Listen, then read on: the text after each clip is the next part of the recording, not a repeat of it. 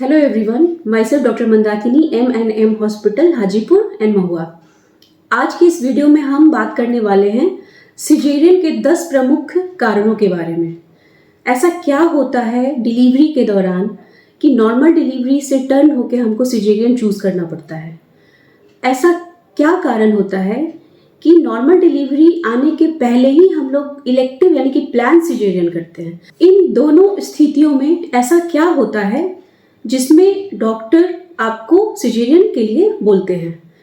तो सबसे पहले तो आप नॉर्मल के लिए एडमिट हैं, आपको प्रेशर पेन हो रहा है, आप हॉस्पिटल आ चुके हैं। उस समय हो सकता है कि आपका पेन कम जाए, हो सकता है कि आपका बच्चेदानी का मुंह खुलना चाहिए जिस हिसाब से, उस हिसाब से नहीं खुलता है। बच्चेदानी का मुंह का किस तरह से खुलता है इसके लिए आप मेरे पहले वाले वीडियो में देख सकते हैं। कुछ कंडीशंस ऐसे होते हैं जिसमें बच्चा का जो पोजीशन होता है वो माल पोजीशन बोलते हैं, सही पोजीशन में नहीं रहता है। या तो वो सीधा होगा, और सीधा में भी जिस कंडीशन में बच्चे को होना चाहिए हम लोग बोलते हैं बच्चा फ्लेक्स्ड होना चाहिए। फ्लेक्स्ड का मतलब होता है कि ये बच्चे का जो चिन है वो उसके चेस्ट पे टच किया हुआ होना चाहिए। तब बच्चा फ्लेक्स्ड कंडीशन में धीरे धीरे रोटेट करके बाहर निकलता है। अगर वो पहले ही डीफ्लेक्स्ड हो जाए तो उस कंडीशन में भी बच्चा बाहर नहीं आएगा। उसका हेड का जो बड़ा पार्ट है वो आपके बोन के बीच में आ जाएगा और वो बाहर नहीं निकल पाएगा। दूसरा कि आपका बच्चा सीधा ना होके उल्टा है। ब्रिज, तो ब्रिज में बहुत लोग नॉर्मल कराना चाहते हैं और कई जगहों पे नॉर्मल हो जाता है, लेकिन ब्रिज में नॉर्मल डिलीवरी बिल्कुल नहीं कराना चाहिए क्योंकि बच्चा का जो कमर होता है वो बच्चे के हेड से छोटा होता है।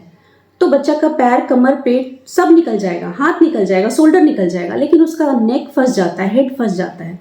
और बच्चे को अगर सही समय पे ऑक्सीजन नहीं मिला तो हो सकता है कि बच्चा का ब्रेन डैमेज हो जाए। बच्चा आपका लाइव रहेगा लेकिन उसका लाइफ खराब हो जाएगा। तो कहते हैं आप लोग कि मेरा बच्चा नहीं रोया जिसके चलते चलता नहीं है। किसी किसी कंडीशन में कॉर्ड अराउंड नेक होता है, डॉक्टर को अल्ट्रासाउंड के द्वारा पता होता है। सिंगल कॉर्ड अराउंड नेक में भी, यानी कि जो कॉर्ड अराउंड नेक का मतलब होता है कि जो नाभि गर्दन में फंसा होता है, तो हम लोग अल्ट्रासाउंड में ये देख लेते हैं। अगर डबल कॉर्ड है या ट्रिपल कॉर्ड है तो हम लोग फिर ऑपरेशन के लिए बोलते हैं, लेकिन अगर सिंगल कॉर्ड है तो फिर हम लोग नॉर्मल के लिए ट्राई करते हैं और नॉर्मल हो भी जाता है। कभी कभी कॉर्ड अराउंड नेक यानी कि एक बार नाड़ा लपटा हुआ, हमको पता है पेशेंट लेबर पेन में है, बच्चा का जो डिसेंट है यानी कि एक टाइम के बाद बच्चा धीरे धीरे जो नीचे आ रहा है वो नीचे आना बंद हो जाता है। उस कंडीशन में फिर हम लोग को सिजेरियन प्लान करना पड़ता है। प्रसव के दौरान पेन हो रहा है, मुंह बहुत कम खुला है और बच्चा पेट में पॉटी कर दिया है, यानी कि हरा पानी आना चालू हो गया, म्यूकोनियम पास किया। म्यूकोनियम पास करने के बाद यानी बच्चा पॉटी कर चुका है, लेकिन अगर डायलेटेशन बहुत अच्छा है, हो सकता है फुल डायलेटेशन हो चुका है और बस हड्डी से बाहर निकलना है, आधा घंटा डिलीवरी होने में है, उस कंडीशन में हम लोग तब भी नॉर्मल करा लेते हैं। नवजात शिशु को हम लोग पीडियाट्रिक ऑब्जर्वेशन में डाल देते हैं। किसी किसी पेशेंट का ब्लड प्रेशर बहुत ज़्यादा हाई होने लगता है। पहले से हो सकता है 2 हफ्ता पहले नॉर्मल हो, मेरे से चेकअप में आई है पेशेंट तब ठीक था, लेकिन लेबर पेन में आई तो उसका ब्लड प्रेशर बहुत ज़्यादा बढ़ा हुआ है। उस कंडीशन में फिर हम लोग को सिजेरियन की तरफ जाना पड़ता है। कुछ कंडीशन ऐसे होते हैं जिसमें हो सकता है कि उनका पहला बच्चा ऑपरेशन से हुआ है और दूसरा बच्चा में हम लोग ट्रायल ले रहे हैं ऑपरेशन के बाद नॉर्मल डिलीवरी के लिए, और उस समय हमको लगता है कि पेशेंट का ब्लड प्रेशर नीचे जा रहा है, बच्चा का धड़कन नहीं मिल रहा है, हमको संदेह होता है कि कहीं टाका टूट तो नहीं गया। तो उस कंडीशन में हम लोग फिर सिजेरियन की तरफ जाते हैं।